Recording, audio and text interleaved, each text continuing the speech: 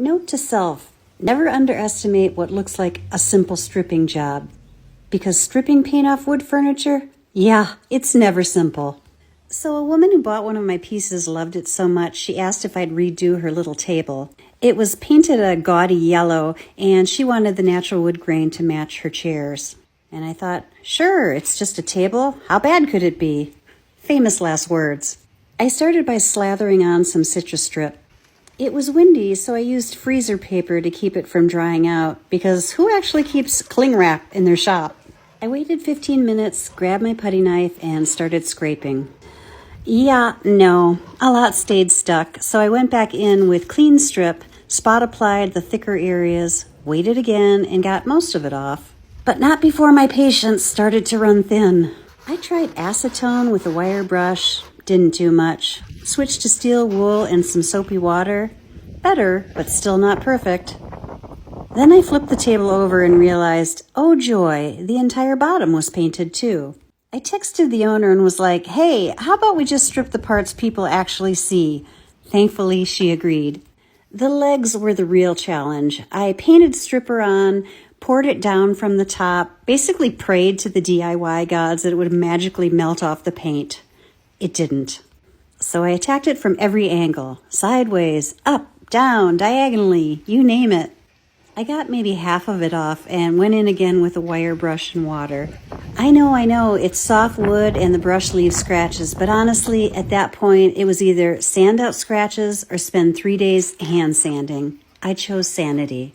So after all that, I hosed it down, called it a day, and reminded myself why I hate taking on painted pieces.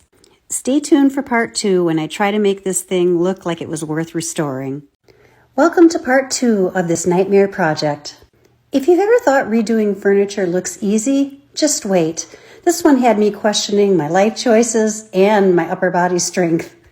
In part 1, I threw 2 kinds of paint stripper at this yellow painted table, plus acetone, steel wool, water, and even a stainless steel brush. Basically, if it was in my shop and could scrape something off, I used it. But even after all that, I still spent another 4 hours, yes 4, chipping away at all the remaining paint flecks that clung to every surface, especially the beveled edges on the sides and those 4-leg spindles from hell. I went at it with everything I've got, my orbital sander with pad, hand sanding, sanding blocks, and my trusty old razor blade, which honestly deserved a standing ovation.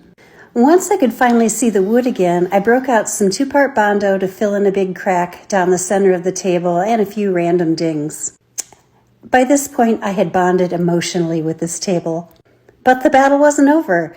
That yellow paint, it was embedded in the grain on the top and hiding out in the leg crevices and seams. I finally gave up trying to remove every last fleck. Sometimes you just have to call it good enough and hope no one looks too closely. So I threw in the towel, crossed my fingers, and hoped that a dark stain would magically hide the sins of this table's past. Spoiler alert, it didn't. Still, I soldiered on and added the first coat of gel stain in the color hickory to the top, sides, and legs before the day ended. Come back for part 3, where we find out if this table redeems itself or if I just lose what's left of my sanity. Welcome to part 3 of this saga in flipping furniture, otherwise known as How a Yellow Table Nearly Broke Me.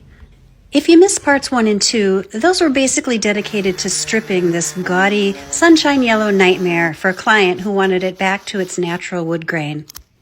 After finally getting it to a halfway decent place, I applied the first coat of gel stain, and guess what? Those yellow flecks I'd been fighting for days were shining through like twinkling stars in an otherwise clear black night. Cute in theory, not so much on a refinished table. Now I knew the answer wasn't just to add more stain. That's like putting mascara on a bad decision. It just makes it worse. So instead, I went in with my furniture paints and painstakingly touched up every single one of those little yellow dots. Probably well over 100. My eyes may never forgive me. Am I proud that I didn't sand this piece down to within an inch of its life and instead settled for, let's say, 98% done? No. But would I change it? Also no.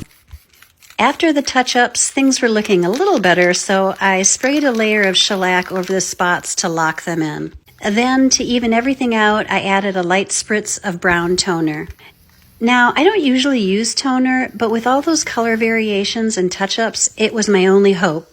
Unfortunately, I ran out of it halfway through doing the legs and had to wait 3 more days for the new can to arrive. After the toner dried, I went in with 1 more coat of walnut stain to even everything out. Then I added 2 coats of polyacrylic, sanding between each coat. Was this one of the most difficult and unsatisfying flips I've ever done? Absolutely.